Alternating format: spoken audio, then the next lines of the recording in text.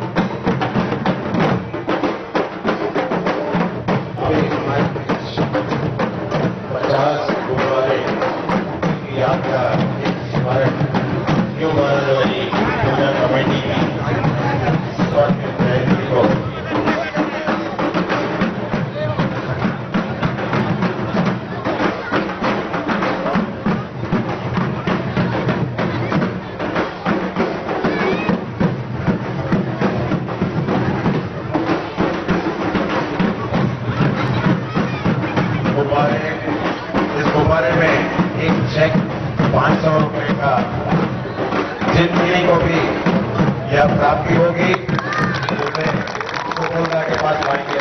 500 रुपए उन्हें दी जाएगी।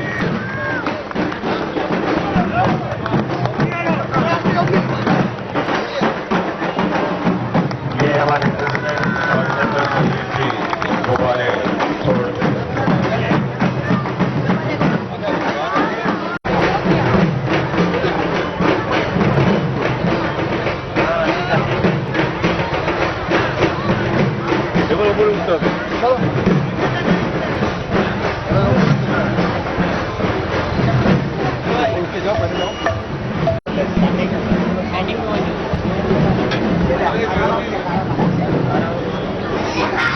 নমস্কার। সমবেত সুধী জনকে জানাই নিউ বাংলার তরফ থেকে শারদীয় শুভেচ্ছা এবং অভিনন্দন।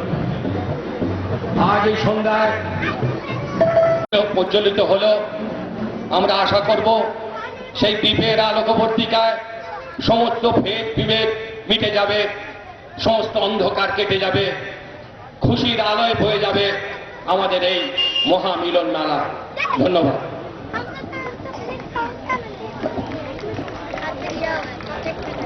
धन्यवाद हाबुलदार। नमस्कार। परम पूज्य गुरु जी श्री ब्रह्मानंद शास्त्री जी,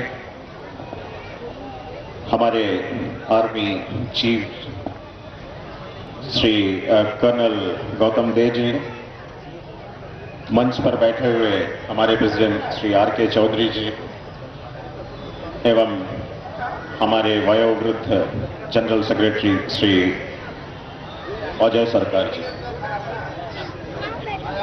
कार्यक्रम शुभारंभ करने के पहले मैं बापीदा से आग्रह करूंगा कि हमारे गुरुजी को पुष्प गुच्छ देकर सम्मानित करें।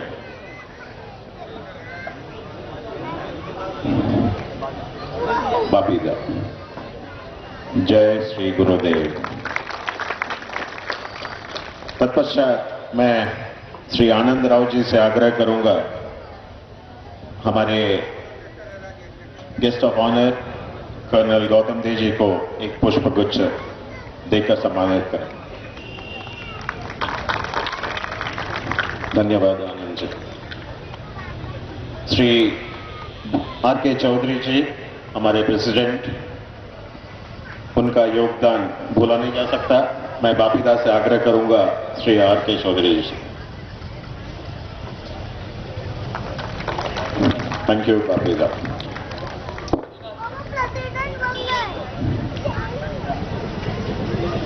कार्यक्रम के शुभारंभ में मैं श्री अंजन राय जी और उनके सहयोगियों से आग्रह करता हूं वेलकम सॉन्ग के लिए। श्री अंजन राय।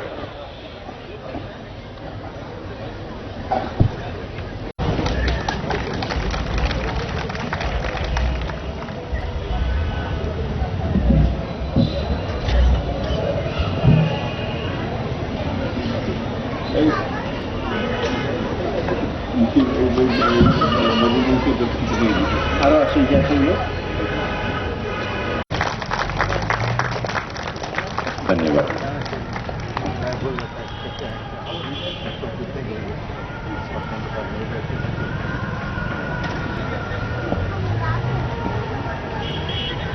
बाराद्वारी की और एक विशेषता है, हमारे बीच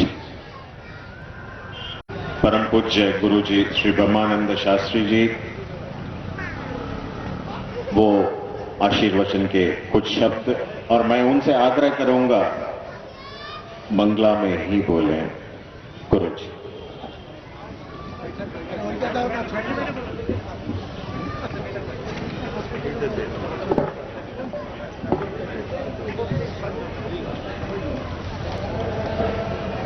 ঠিক উপস্থিত সজ্জনদের অনুমতি নিয়ে আমি বসে বসেই বলছি, আপনারা সকলে আমাকে অনুমতি দিলেন এই আশা করছি। এখানে আমি সকলকেই ভক্তজন বলেই মনে করছি, কারণ ভক্ত না হলে এই পূজা মণ্ডপে কেন আসবে? অতএব সকলেই ভক্ত, আর ভক্তের মধ্যেতেই ঈশ্বরের অধিষ্ঠান আছে। আমাদের শাস্ত্র বলে গেছে, ভগবান শ্রী নারায়ণ নারদকে শুনিয়েছেন যে নামে তিষ্ঠতে বৈকুণ্ঠে, নামে তিষ্ঠামি বৈকুণ্ঠে, আমি বৈকুণ্ঠে বাস করি না। যোগিনাং হৃদয়ে নচ, যোগীদের হৃদয়ে তো আমি বাস করি না।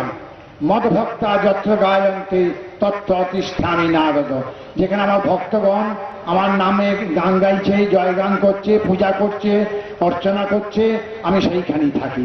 সেই হিসেবে এখানে সকলেই ভক্ত এবং এদের মধ্যেতেই ঈশ্বর আছেন। এছাড়া এই নিউ বারাদ্বারি পূজা কমিটির এমন বহু লোক আছেন যাদের সঙ্গে আমাদের কালীবাড়ি বা আমার ব্যক্তিগত অনেক পরিচয় ছিল। আজকে কেউ তারা হারিয়ে গেছেন, কেউ এখনো রয়েছেন। আমার ঠিক সকলের নাম মনে করতেও পারবো না, তবু কতগুলো মনে এসেছে।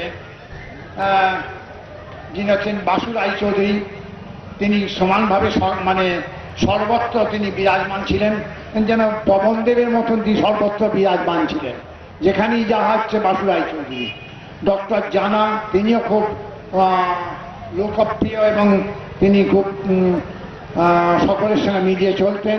ডক্টর ভাদুরী, ইনি আমার চেয়েও বয়োবৃদ্ধ, Pratap Ludh, Haridas Sarkar, doctor Krishnapada Mukherjee, doctor Bakshi, mister R Prasad এবং গুরমিত সিং ইত্যাদি তো রয়েছেই। এছাড়া যাদের আমি নাম মনে করতে পারলাম না তারা সকলেই আমার সঙ্গে বা কালীবাড়ির সঙ্গে সুপরিচিত। আজকে নতুন প্রজন্ম তাদের যাত্রা শুরু করছে। সেখানে অবশ্য অজয় সরকার, মানে ওকে আমরা সুবল বলি জানি, ওর ভালো নাম অজয় সরকার।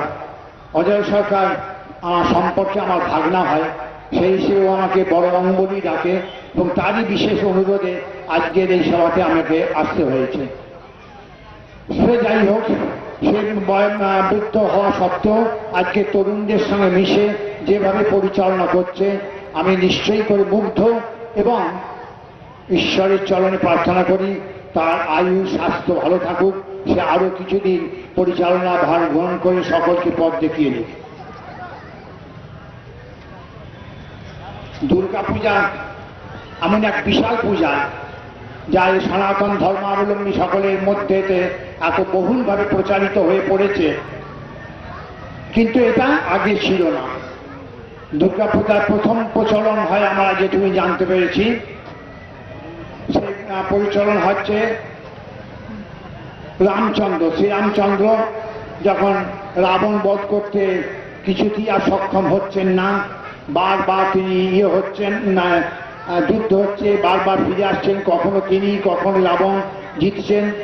এই অবস্থায় দেখা যাচ্ছে যে স্বর্গের ব্রহ্মা বিষ্ণু মহেশ্বর এরা এবং দেবতারা 33 কোটি দেববৃন্দ তারা সব চিন্তা করলেন যে কোনো প্রকারে রামচন্দ্রকে এই যুদ্ধে জয়লাভ করাতেই হবে, নতুবা এই অপশক্তি এবং এই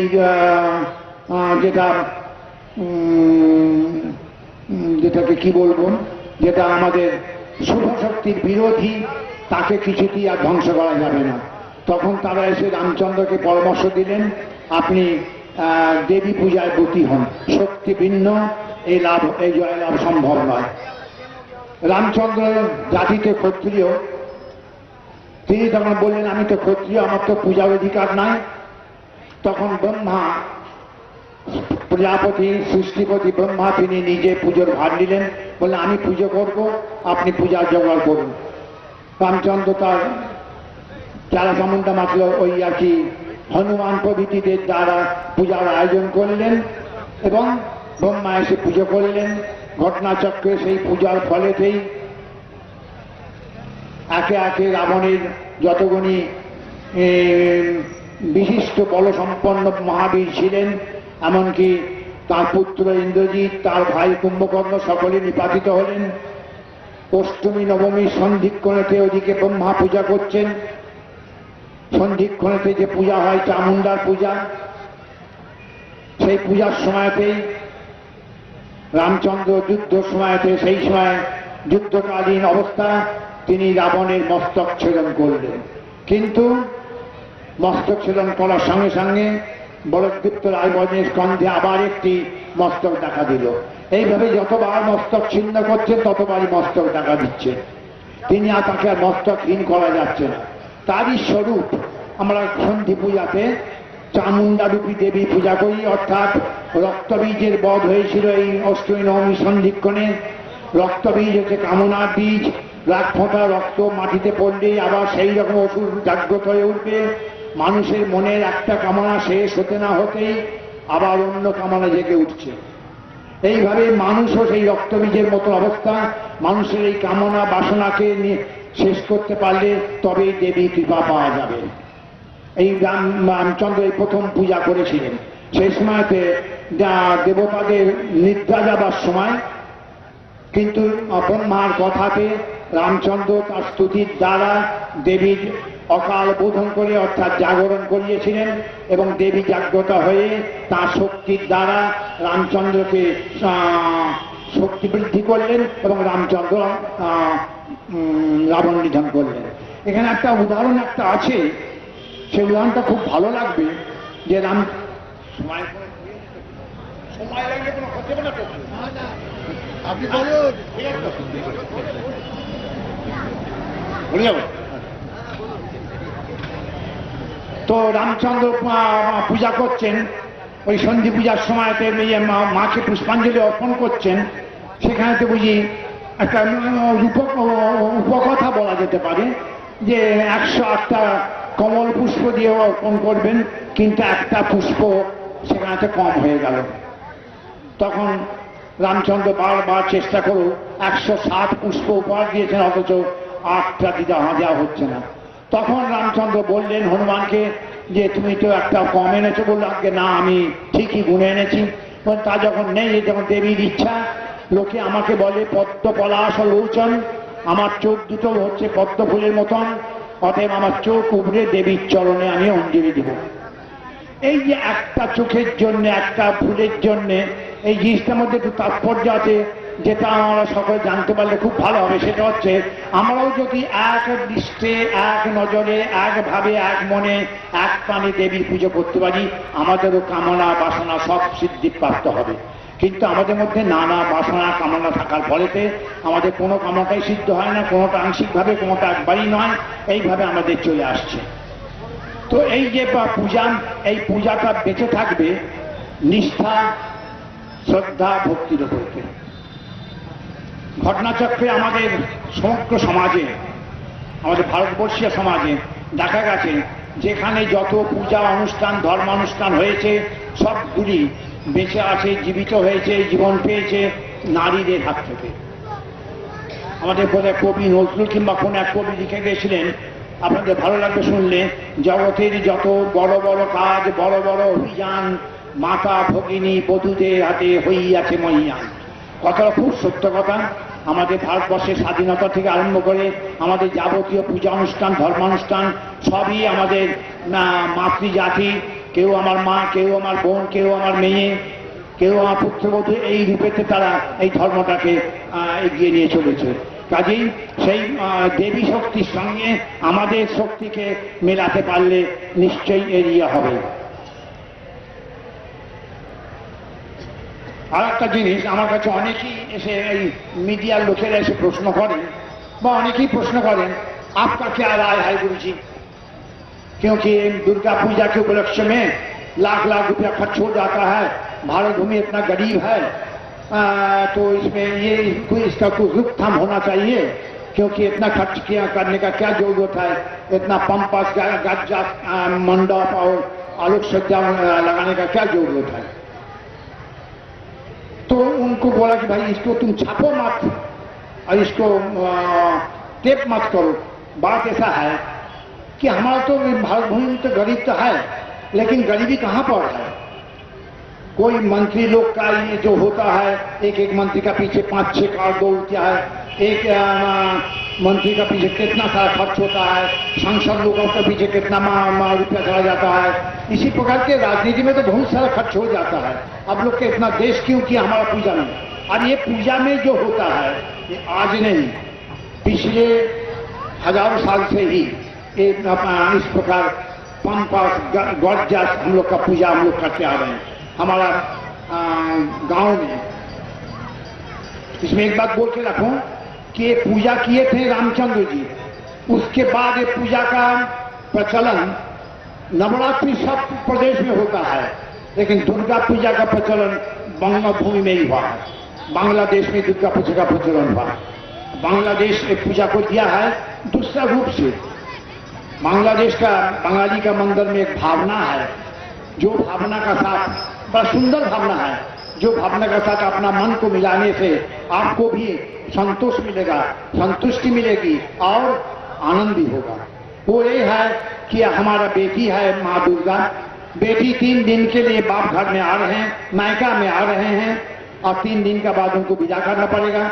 इसीलिए बेटी का तरह उनको बार बार खिलाना, उनको सलामत पूछना, ये सब हमारा हम लोग ले लिया है। बंगाली घराना में जिस प्रकार को बेटी को स्वागत किया जाता है, शादी होने के पश्चात बेटी मायका में आने से जिस प्रकार उनको खातिरदारी किया जाता है, पूछताछ किया जाता है, इसी प्रकार से हम लोग बंगाली लोग ये देवी दुर्गा को अपना बेटी मान लिया। इसी प्रकार से बंगाली जाति में दुर्गा पूजा एक विशिष्ट पूजा और सबसे बड़ा पूजा माना गया है। अभी देवी की कृपा से, देवी की इच्छा से अब सारा भारत भूमि में ही दुर्गा पूजा का प्रचलन हो चुका है। और इसमें कोई ना कोई बंगाली, ना कोई बिहारी, ना कोई पंजाबी, ना कोई प्रदेश का भेद नहीं है। सब प्रदेश में ही इस प्रकार का दुर्गा पूजन होता है। लेकिन हमारे इतना इतिहास के ऊपर ज्ञान नहीं है, लेकिन जितना लगता है बांग्लादेश का बाद, बंगाल का बाद शायद जमशेदपुर में ही अधिक से अधिक दुर्गा पूजा होता है। इसके बाद हो जाएगा दूसरा जगह हो सकता है, मुझे जानकारी में नहीं है। लेकिन जमशेदपुर में सबसे अधिक दुर्गा पूजा। मैं एक स्थान पर रहता हूँ, যাচ্ছে এবং তারা ভক্তি ভরেই যাচ্ছে এবং তারা যথারীতি পুষ্পাঞ্জলিও দিচ্ছে, প্রসাদও গ্রহণ করছে, সব কিছু করছে। কাজেই তাদের ঠিকভাবে পরিচালনা করার দায়িত্ব আমাদের বাপ মায়ের, যারা এখন আমরা জীবিত আছি তাদের দায়িত্ব তাদের ও থাকছে যে তারা তাদের ছেলে মেয়েদের পরিচালন করবেন ঠিকভাবে, যাতে এই পূজার ধারা, এই পূজার পরম্পরা ঠিক থাকে এবং তারা যেন আগে চালিয়ে নিয়ে যেতে পারে।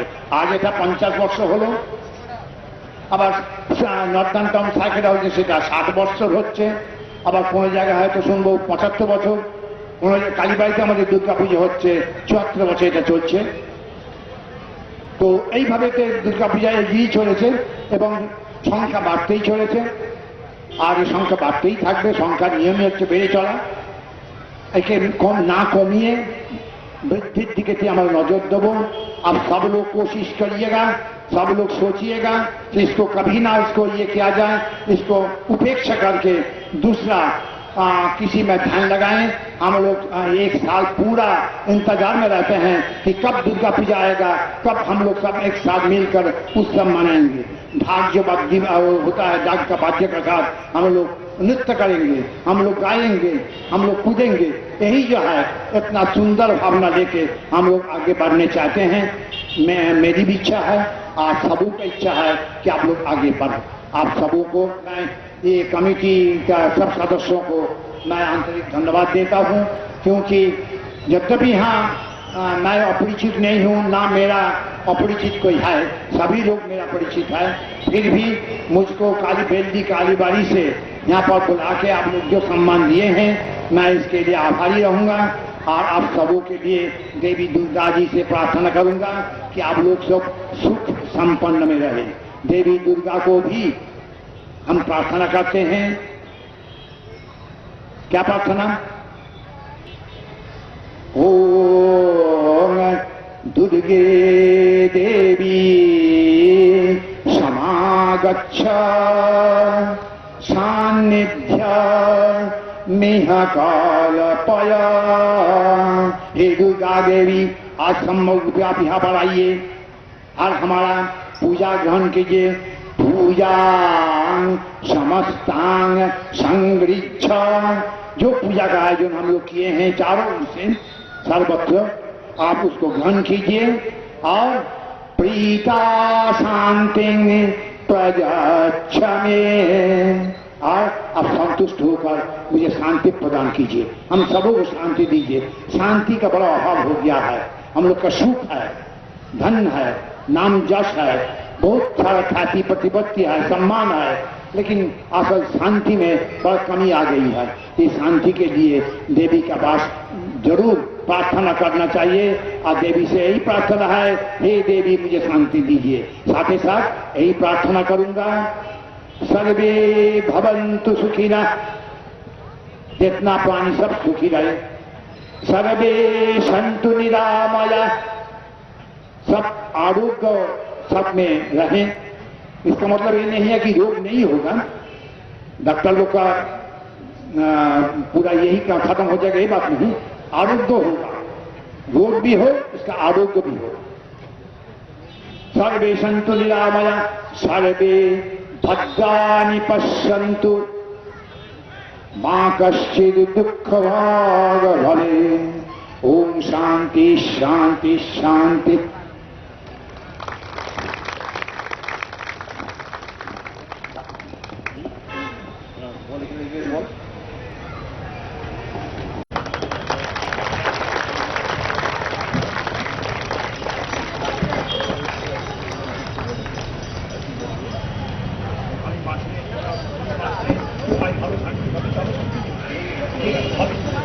Thank you Sugandha. मैं श्री R.K. चौधरी जी हमारे प्रेसिडेंट से आग्रह करूंगा कि वो कर्नल गौतम देव जी को सम्मानित करें।